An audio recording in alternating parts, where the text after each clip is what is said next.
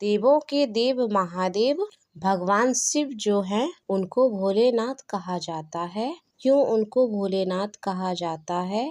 क्योंकि वह बहुत जल्दी अपने भक्तों पर प्रसन्न होते हैं और भगवान शिव जब प्रसन्न होते हैं तो उनसे जो मांगते हैं वो भगवान शिव उन्हें दे देते हैं। मनचाहा वरदान देने के लिए भगवान शिव जाने जाते हैं और जब भगवान शिव की कृपा हो जाती है तो रंग को भी राजा बना देते हैं भगवान भोलेनाथ। इसलिए भगवान भोलेनाथ को ऑर्डरदानी भी कहा जाता है, आशुतोष कहा जाता है। इस तरह से भगवान शिव के कई नाम हैं जो कि भगवान शिव के कृपा पाने के लिए उनके भक्त जो हैं वो जपा करते हैं।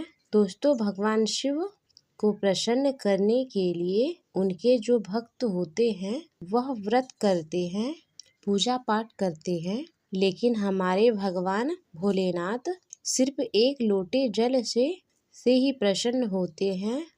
यह एकमात्र ऐसे देवता हैं जो सिर्फ जल से ही प्रसन्न हो जाते हैं। भगवान शिव की कृपा पाने के लिए यह अपनी मनोकामना को पूर्ण करने के लिए जो भगवान भोलेनाथ हैं के भक्त हैं वह सावन के सोमवार को व्रत रखते हैं और कुछ भक्त जो हैं वह 16 सोमवार को व्रत रखते हैं।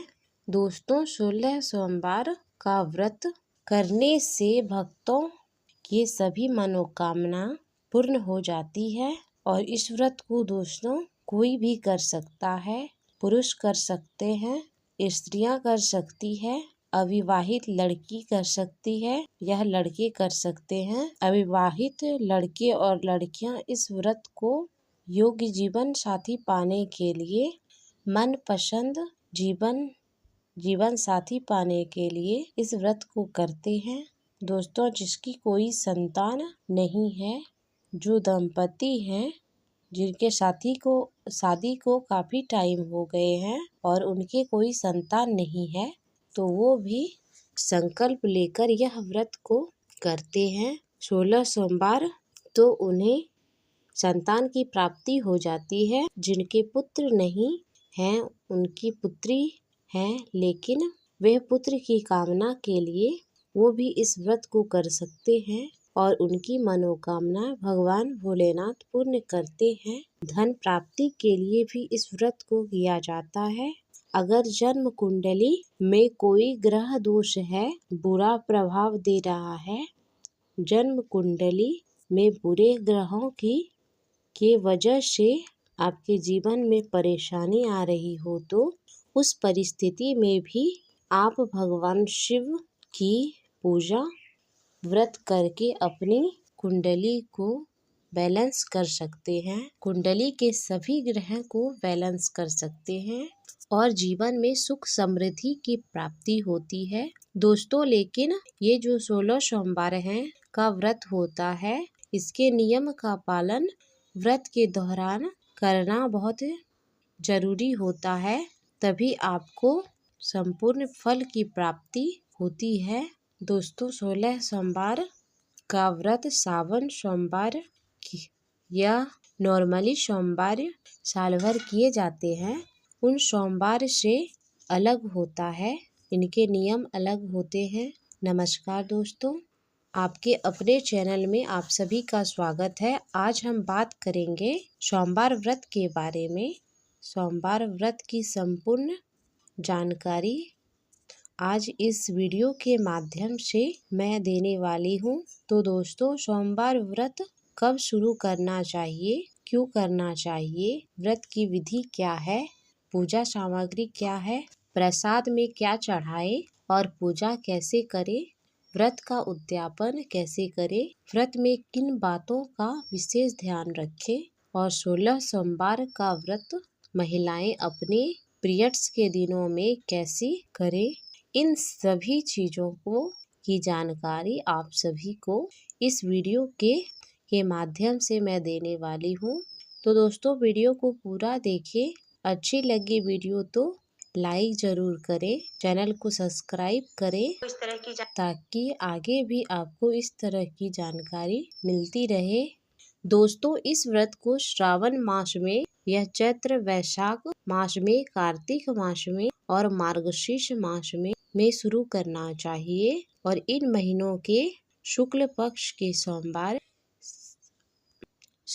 से व्रत की शुरुआत कर सकते हैं। 16 सोमवार का व्रत शुरू करने के लिए श्रावण का महीना से उत्तम महीना माना जाता है और इस महीने के प्रथम सोमवार से भी आप इस व्रत को शुरू कर सकते हैं।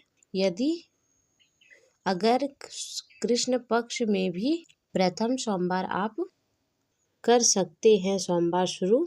अगर आपने उस वक्त व्रत शुरू नहीं किया है तो शुक्ल पक्ष में भी आप इस व्रत को करें तो सावन का महीना सबसे अच्छा माना जाता है इस व्रत की शुरुआत के लिए। दोस्तों, अब जानते हैं पूजन का समय क्या होने वाला है। इस व्रत में 16 सोमवार के व्रत में पूजन के समय का बहुत महत्व होता है क्योंकि यह समय निश्चित होता है। इस व्रत की पूजा दिन के तीसरे पहर में होती है, शाम के 4 बजे के आसपास होती है। प्रदोष काल में भी इस पूजा होती है भगवान भोलेनाथ की। प्रदोष काल का समय होता है सूर्यास्त के 1.5 घंटे से पहले से लेकर 1 घंटे बाद का समय, जो कि 2.5 घंटे का समय होता है, उसे प्रदोष काल कहा जाता है। तो उस समय में भगवान भोलेनाथ की पूजा करनी चाहिए और हर सोमवार में एक ही समय में पूजा करना चाहिए। दोस्तों, पूजा के समय में बदलाव नहीं कर सकते हैं। एक ही जगह, एक ही स्थान पर आप हर सोमवार को पूजा करें तो समय आप निश्चित कर लें किस समय में आपको आसानी होगी पूजा करने में, कौन सा समय आपके लिए उपयुक्त है, उसी हिसाब से आप समय निश्चित कर लें और हर बार आप उसी समय पूजा करें। अब बात करते हैं 16 सोमवार व्रत के नियम के बारे में। दोस्तों, 16 सोमवार के व्रत के नियम जो होते हैं वह बहुत कठोर होते हैं, बहुत कठिन होते हैं क्योंकि इस व्रत में पूजा का जो समय होता है वो भी निश्चित होता है और इस व्रत में पूर्ण उपवास रखा जाता है, जल भी ग्रहण नहीं किया जाता है। इस व्रत में प्रसाद का जो तीसरा हिस्सा है वो ही ग्रहण किया जाता है और प्रसाद के 3 हिस्से बांटे जाते हैं। यह प्रसाद भगवान शिव को अर्पित करते हैं। उस प्रसाद के आप 3 हिस्से कर लेते हैं और उस 3 हिस्से में से एक हिस्सा आप ब्राह्मण को दे या किसी गाय को खिलाएं, दूसरा हिस्सा आप बच्चों को दे या अपने परिवारजनों को दे और तीसरा हिस्सा आपको ही ग्रहण करना है भोजन के स्वरूप। और पूजन के बाद प्रसाद ग्रहण करने के बाद जितना पानी आप पीते हैं उतना ही पानी आपको पीना है। इस व्रत में आप नमक बिल्कुल नहीं खाना है और पानी ना आप पहले पी सकते हैं और ना आप भोजन करने के बाद कर सकते हैं। तो इस वजह से यह व्रत कठिन होता है क्योंकि इस व्रत में पानी भी वर्जित होता है पीने के लिए और सोना नहीं चाहिए। 16 सोमवार में आप जिस जगह में भोजन कर रहे हैं उसी जगह में आपको नित्य करना होगा। दोस्तों, इस व्रत में ब्रह्मचर्य का पालन करना होता है। इस दिन झूठ नहीं बोलना चाहिए, किसी की निंदा नहीं करनी चाहिए। व्रत के दौरान पूरे समय आपका ध्यान भगवान शिव पर के चरणों में होना चाहिए, उसके स्मरण में लगा रहना चाहिए। इस व्रत को करते समय पूरी तरह से भगवान शिव को समर्पित होता है। वह पूरा दिन आपका भगवान शिव का दिन है तो पूरी तरह से शिवमय होकर आप इस व्रत को करें और दिन में भगवान शिव के पूरे दिन ओम नमः शिवाय का मंत्र का जप करें। हृदय में मन में बोलकर जैसे भी कर सकते हैं। पूरे दिन आप शिव के मंत्र का स्मरण करते रहे।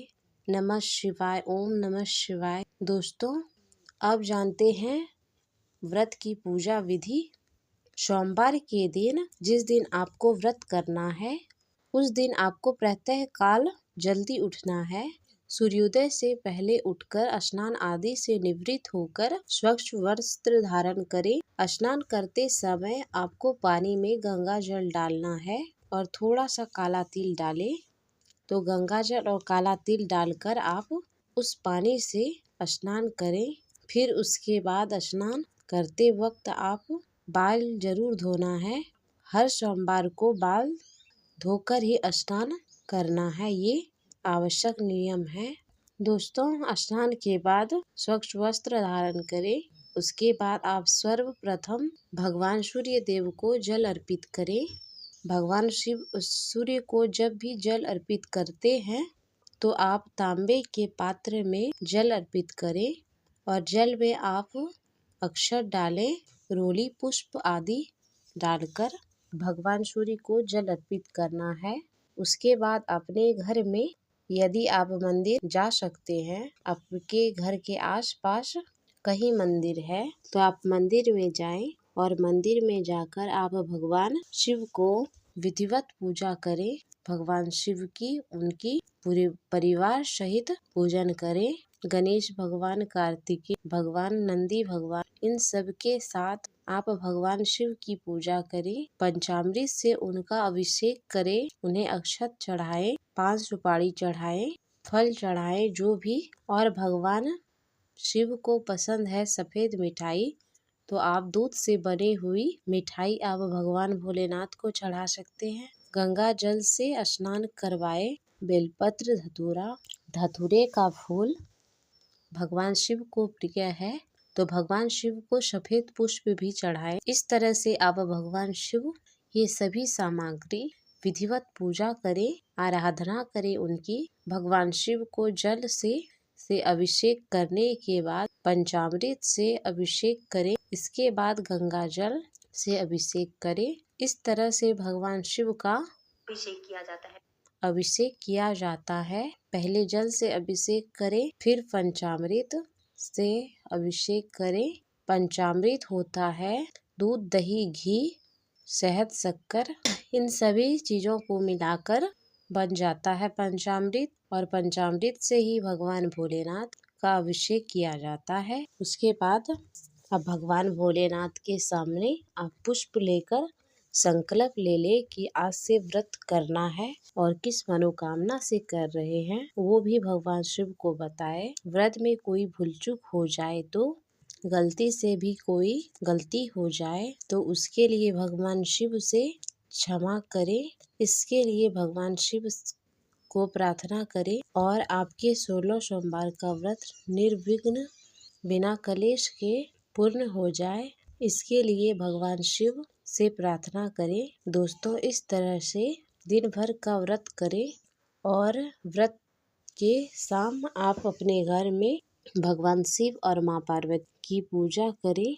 उसके लिए आप सबसे पहले दीपक जलाएं। शुद्ध घी का, गाय के घी का दीपक जला लें और भगवान शिव की पूजा शुरू करें। जैसे आपने सुबह पूजा की थी वैसे ही आपको इस समय पूजा करनी है और भगवान शिव को फल और चूरमा का प्रसाद अर्पित करें। दोस्तों, भगवान शिव की पूजा में चूरमा का प्रसाद बनाया जाता है और चूरमा का प्रसाद बनता है, आटे को घी में भुना जाता है और उसको मिलाकर, यही मुख्य प्रसाद होता है। लेकिन इस प्रसाद में बहुत ध्यान देने वाली एक बात होती है, जो आटे का आपने मात्रा जो आटे की ली है पहले दिन, उतने ही मात्रा आपको हर बार लेनी होगी। उसी तरह से आपको प्रसाद बनाना है। भगवान शिव को आप प्रसाद के रूप में कुछ फल भी चढ़ा सकते हैं। जो भी फल आपके पास हो वो चढ़ाए। 16 सोमवार में जो सबसे अधिक फल प्रदान करने वाली चीज होती है वह मंत्र जप होता है। नमः शिवाय का जो मंत्र होता है उस मंत्र की आप हर सोमवार को कम से कम 11 माला 21 माला जितना आपसे संभव हो वो जप जरूर करें। शाम के समय कर ले, सुबह के समय कर ले, कोई एक समय निश्चित कर ले और भगवान से क्षमा याचना की प्रार्थना करें। और भगवान शिव को जो आपने प्रसाद चढ़ाया है उनके 3 हिस्से कर ले। जो भी प्रसाद आपने चढ़ाया हो, चूरमा चढ़ाया है, केले चढ़ाए हैं, इन सभी के 3 हिस्से करने हैं और एक हिस्सा गाय को दे दे। गाय ना मिले तो आप ब्राह्मण को दे सकते हैं। अपने परिवार के सदस्य को एक हिस्सा अर्पित कर दें और तीसरा हिस्सा आप स्वयं ग्रहण करेंगी। भोजन के स्वरूप जो भी आप मान ले। इस तरह आपका व्रत और पूजा होती है दोस्तों। और रात्रि के समय भगवान शिव का स्मरण करते हुए भी सोए। पूरे दिन आप भगवान शिव का स्मरण करते हुए रहे। अब जानते हैं दोस्तों 16 सोमवार व्रत का उद्यापन कैसे किया जाता है। दोस्तों 16 सोमवार व्रत करने के बाद 17वें सोमवार को इसका उद्यापन किया जाता है। कुछ लोगों को लगता है कि 16 सोमवार के व्रत में 16वें दिन व्रत का उद्यापन कर दिया जाता है, लेकिन ऐसा नहीं है। 16 सोमवार आप पूरा करें, उसके बाद आप 17वें सोमवार को व्रत का उद्यापन करें। उद्यापन के लिए आप हो सके तो कोई विद्वान ब्राह्मण को बुलाएं और इस दिन आप रुद्राभिषेक का आयोजन रखें, भगवान शिव का अभिषेक रखें, हवन करवाएं। आप पंडित जी को बता दे पहले से ही कितना आपने जप किया है, तो भगवान शिव के मंत्रों के जो भी जप आपने किए होंगे उनका दशांश शो करा देते हैं। इस तरह से आपका व्रत उद्यापन समाप्त होता है। भोजन जरूर कर। उद्यापन के दिन आप भगवान भोलेनाथ को खीर पूड़ी का भोग लगाएं और ब्राह्मण को अवश्य भोजन कराएं। इस दिन आप चावल का दान कर सकते हैं या कोई अन्य दान करें। सफेद वस्तुएं जो भी होती है उन सब का दान करें। यथासंभव आप दान दें। और सोमवार व्रत का जो आपने 16 सोमवार व्रत का जो आपने नियम किया है, अगर यह 16 सोमवार में आपकी किसी प्रकार की भूल चूक हुई हो तो उसे भगवान शिव को क्षमा करें, आपकी मनोकामना पूर्ण करे और जाने अनजाने में की गई किसी तरह की भूल चूक को माफ करें। और इस व्रत में अगर पीरियड्स की दिक्कत हो तो इस व्रत को कैसे करें, यह बहुत ज़्यादा क्वेश्चन होता है कि इस व्रत को कैसे कंटिन्यू कैसे करें। इस व्रत को यह बीच में छोड़ दिया जाए तो ऐसे समय में भी दोस्तों आपको यह व्रत करना होता है। इस व्रत को कंटिन्यू करना होता है, लेकिन आप पूजा नहीं कर सकते। आप यह पूजा अपने घर में किसी और से करवाएं, कोई सदस्य हो तो यह कोई ब्राह्मण बुलाकर भी आप यह पूजा करवा सकते हैं। लेकिन व्रत आपको हर बार की तरह ही करना है। शाम को उसी समय भोजन करना है, कंटिन्यू करना है, आपको यह व्रत छोड़ना नहीं है। यदि आप व्रत छोड़ देते हैं तो आपका यह व्रत खंडित हो जाता है और आपको यह पूर्ण फल नहीं मिलेगा। तो ये थी 16 सोमवार व्रत की जानकारी।